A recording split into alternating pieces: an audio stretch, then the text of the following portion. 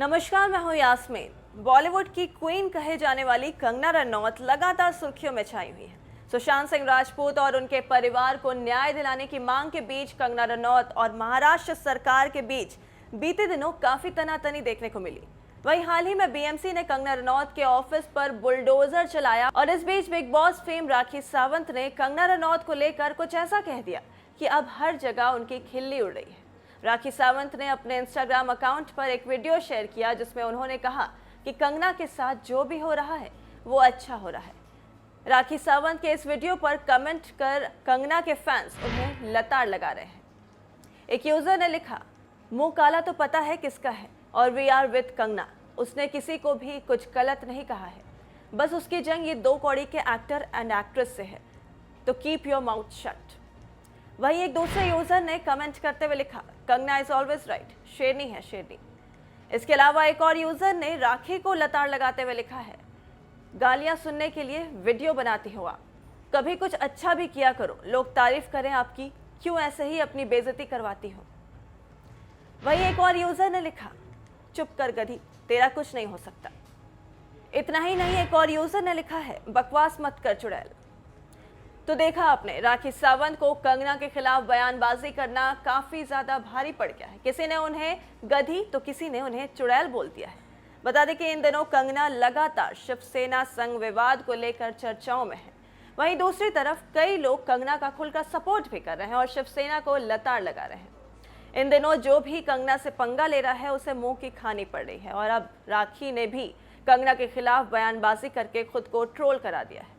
जाते जाते आपको सुनाते हैं राखी सावंत का वो बयान जिसमें उन्होंने कंगना के खिलाफ जहर उगला है। पिछड़ी जाति के समाज के लोगों को तुमने चूहा कहा है, तो कंगना रनावत तुमने उन्हें अब्यूज किया है। पिछड़ी जाति के लोगों को बुरा बोलने के लिए कंगना रनावत तेरा मुंह काला। अगर तुम इंसान हो तो उन सब से माफी मांगो। हर इंसान एक समान है। जब ऊपर वाला ईश्वर हर एक इंसान को सूरज की किरणें और चांद की रोशनी देता है, तो कंगना रनावत तुम कौन होती हो, इंसान जातियों को अलग अलग करने वाली और ऊंच नीच में भेदभाव करने वाली? तुम कोई नहीं हो। इसलिए तुमने पिछड़ी जाति के लोगों को चूहा कहा है। चूहिया तुम हो। सो चूहे खा के हज को चली कंगना रनावत, तो तुम हो चूहिया, ना कि हमारे लोग हैं। हिंदुस्तान का संविधान पढ़ो। आज तुम आजाद हो बिकॉज हमारा संविधान स्ट्रांग है। डॉक्टर बाबा साहेब आम्बेडकर जी ने जो नेक काम किए हैं, जो संविधान को लाए हैं, जो बदला है, वो कोई नहीं कर सकता। जय भीम। पुराने ज़माने में औरतें हस्बैंड के मर जाने के बाद सती की जाती थी, उनके बाल निकाल दिए जाते थे। आज तुम आज़ाद हो क्योंकि हमारे लिए संविधान है। हमारे लेजेंडों ने हमारे लिए बलिदान दिया है और तुम हमारे पिछड़ी जाति के लोगों को, हमारे समाज को तुम अब्यूज़ करती हो। ये मत भूलो कि तुमने झांसी की रानी के ऊपर फिल्म बनाई थी। कौन थी वो? वो भी पिछड़ी जाति की एक महिला थी जिन्होंने युद्ध किया था अपने लोगों के लिए। भूल गई? उसके लिए तुमने काफ़ी अवार्ड बटोरे हैं, तुमने काफ़ी पैसे कमाए हैं। तो अब्यूज़ करना बंद करो, माफ़ी मांगो हमारे लोगों से, हिंदुस्तान से माफ़ी मांगो। तुम्हें मौका देते हैं, माफ़ी मांगो।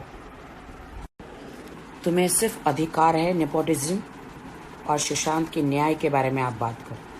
हिंदुस्तान के संविधान के बारे में, हिंदुस्तान के लोगों के बारे में, हिंदुस्तान के लेजेंडों के बारे में जब तुम्हें पता नहीं है तो उसके बारे में बात मत करो तुम, ठीक है? तुम आरक्षण को ख़त्म करना चाहती हो, तुम संविधान को बदलना चाहती हो। तुम जैसे लोगों का मुंह काला हो और हम जैसे लोग ये नहीं होने देंगे। हम देश के साथ हैं। कंगना सावित्रीबाई फुले जी को आप जानती हो कि नहीं, मुझे नहीं पता, बट इस देश में सबसे पहले जो महिलाओं के लिए स्कूल है उन्होंने खोला था। तो आज तुम पढ़ लिख कर इतना चबड़ चबड़ करती हो, तो तुम्हें उन्हें धन्यवाद देना चाहिए, उनकी आरती उतारनी चाहिए, उनको पूजा करनी चाहिए। क्योंकि पिछले ज़माने जो पहले हुआ करता था कि औरत विधवा हो जाती तो उन्हें कोने में बिठा दिया जाता था, उनका खाना पीना अलग हुआ करता था, उनके बाल मुंडवा दिए जाते थे, उनको सती कर दिया जाता था। औरतों के लिए कोई भी सुविधाएं नहीं थी। तो इनका शुक्रगुजार करो कि आज तुम आज़ाद हो, सब फीमेलें आज़ाद है। इतिहास पढ़ो, अगर दिमाग में बुद्धि काम नहीं कर रही है, इतिहास पढ़ोगे तो पता चल जाएगा कि सावित्रीबाई फुले जी ने कितने अच्छे काम किए। कंगना रनावत, संविधान पढ़ो। संविधान नहीं होता तो तुम्हें जौहर करना पड़ता, और अनफॉर्चुनेट अगर तुम विधवा हो जाती तो तुम्हें सती हो जाना पड़ता, एक कोने में बैठे रहना पड़ता, संसार से अलग कर दिया जाता और तुम दूसरी शादी भी नहीं कर सकती थी। इसीलिए संविधान पढ़ो, सोचे समझे बगैर मत बोलो। संविधान ना होता तो आपको सती कहलाना पड़ता, संविधान ना होता तो आप ये पढ़ लिख कर स्कूल भी नहीं जा पाती, कुछ नहीं कर पाती। यहाँ तक जो बॉलीवुड में आके जो तुम स्टार बनी हो, हम बने हैं स्टार, जितने भी स्टार बने हैं लोग, संविधान नहीं होता तो इतने कामयाब भी हम नहीं होते, और महिलाएं खास करके इतनी आगे नहीं बढ़ पाती। बहुत सारे लोगों की माँओं ने बर्तन मांजकर, सड़कों पर झाड़ू लगाकर अपने बच्चों की परवरिश करी है, तो उन लोगों को तुम अब्यूज मत करो। ईश्वर न करे कि तुम्हारी माँ ने ऐसा कुछ तुम्हारे लिए किया हो, लोगों के बर्तन मांजकर, सड़कों पर झाड़ू लगाकर, लोगों के टॉयलेट धोकर तुम्हें पढ़ाया हो। अगर तुम्हें अच्छी परवरिश मिली है तो वो संविधान को धन्यवाद कहो, ईश्वर को धन्यवाद कहो। तो दूसरों को, पिछड़ी जाति के समाज को तुम अब्यूज मत करो।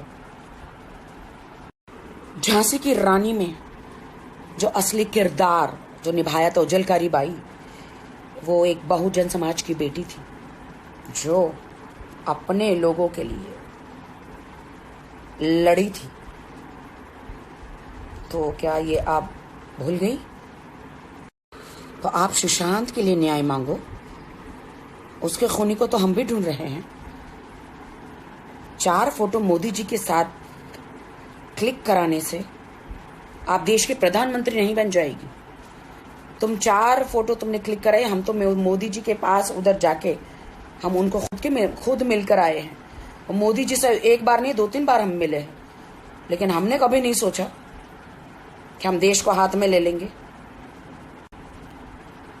मोदी जी के साथ 4 फोटो खिंचवाने से, मोदी जी को 2-4 बार मिलने से तुम खुद को प्रधानमंत्री समझ के बैठी हो क्या?